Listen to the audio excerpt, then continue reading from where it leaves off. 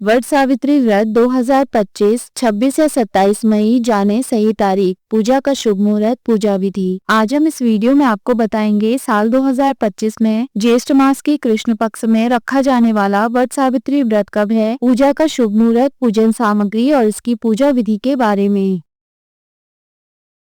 Hello friends, स्वागत है आपका आपके अपने चैनल उपचार नुस्खे में। पंचांग के अनुसार वट सावित्री व्रत हर साल ज्येष्ठ मास के कृष्ण पक्ष की अमावस्या तिथि को रखा जाता है। शास्त्रों में वट सावित्री व्रत सुहागन महिलाओं के लिए महत्वपूर्ण माना जाता है। यह व्रत सुहागन महिलाएं अखंड सौभाग्य और संतान प्राप्ति की कामना से रखती हैं। इस दिन वट वृक्ष और सावित्री सत्यवान की पूजा होती है। आइए जानते हैं साल 2025 में वट सावित्री व्रत की सही तिथि, पूजा का शुभ मुहूर्त, पूजन सामग्री और वट सावित्री व्रत की संपूर्ण पूजा विधि क्या है। वट सावित्री व्रत शुभ मुहूर्त 2025। साल 2025 में वट सावित्री व्रत 26 मई सोमवार को रखा जाएगा। अमावस्या तिथि प्रारंभ होगी 26 मई दोपहर 12:11। अमावस्या तिथि समाप्त होगी 27 मई प्रातःकाल 8:31। अभिजीत मुहूर्त होगा प्रातःकाल 11:49 से दोपहर 12:40। गोधूली मुहूर्त होगा सायंकाल 6:31 से सायंकाल 6:54। वट सावित्री पूजन सामग्री। वट सावित्री व्रत की पूजा के लिए कुछ विशेष सामग्री की आवश्यकता होती है, जिसमें सावित्री सत्यवान की प्रतिमा, बांस का पंखा, लाल कलावा, धूप, दीप, घी, फल फूल, रोली, सुहाग का सामान, पूरिया, चना, बरगद के फल, सिंदूर, जल से भरा कलश और रोली। वट सावित्री पूजा विधि। वट सावित्री व्रत के दिन प्रातः स्नान के बाद व्रत का संकल्प लें। इसके बाद पूजा स्थल में धूप दीप जलाकर एक बांस की टोकरी में 7 तरह के अनाज और दूसरी टोकरी में सावित्री सत्यवान की प्रतिमा रखकर वट वृक्ष के पास पूजा के लिए जाएं। वट वृक्ष के नीचे सावित्री सत्यवान की प्रतिमा रखें। सबसे पहले वट वृक्ष पर जल चढ़ाकर कुमकुम, अक्षत, रोली, पूरिया और बरगद का फल वृक्ष को अर्पित करें। इसके बाद सूत के धागे को वट वृक्ष के 5, 7 या 12 चक्कर लगाते हुए बांध लें। हर परिक्रमा पर एक एक चना वृक्ष में चढ़ाते जाएं। इसके बाद हाथ में काला चना लेकर व्रत कथा पढ़े या सुने। पूजा के बाद भीगे हुए चनों का बायना निकालें और उसमें दक्षिणा, श्रृंगार का सामान, वस्त्र आदि रखकर सास को भेंट करें। पूजा के बाद ब्राह्मणों को भी वस्त्र, फल आदि का दान करना चाहिए। पौराणिक कथाओं के अनुसार वट वृक्ष में ब्रह्मा, विष्णु व महेश तीनों देवताओं का वास माना गया है। मान्यता है कि वट वृक्ष के नीचे ही सावित्री ने अपने पति सत्यवान को जीवित किया था। इसीलिए इस दिन वट वृक्ष के नीचे बैठकर पूजन और व्रत कथा सुनने से सभी मनोकामनाएं पूरी होती हैं। फ्रेंड्स, अगर आपको हमारे द्वारा दी गई ये सभी जानकारियाँ पसंद आई हो तो आप उपचार नुस्खे चैनल को सब्सक्राइब, लाइक और शेयर करना ना भूलें।